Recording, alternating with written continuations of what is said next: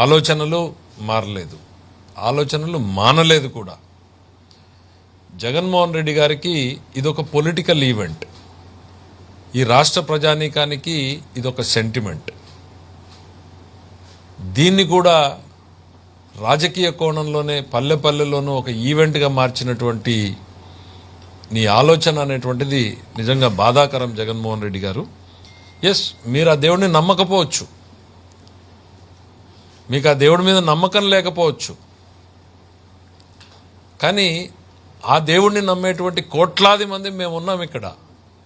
ఆ దేవుడికి మీరు ఒక పొలిటికల్ ఈవెంట్ లాగా దీన్ని తయారు చేయడం అనేటువంటిది చాలా బాధాకరం. దయచేసి ఇక మీరు చేసినటువంటి పాపాలు చాలు, ఇక భక్తుల మనోభావాలతో ఆడుకోవద్దు. మీరు కల్తీ నెయ్యి అన్నది నిజం, లడ్డూ తయారీలో వాడబడింది అనేది నిజం, అపచారం జరిగింది అనేటువంటిది నిజం. ఇది ఎవ్వరు కూడా కాదనలేని సత్యాలు, వాస్తవాలు మన కళ్ళ ముందున్నాయి.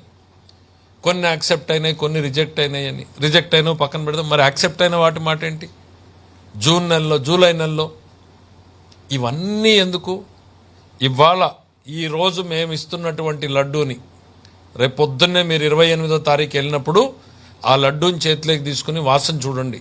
ఆ రోడ్డు మీద నడుస్తున్నటువంటి ఏ భక్తులైనా గత సంవత్సరంలో మీరు తిరుపతి లడ్డూ తిన్నారా, ఇప్పుడు ఈ లడ్డూ తిన్నారా అని అడగండి. ఇంక అంతకు మించిన టెస్ట్ వేరే ఏమక్కర్లేదు.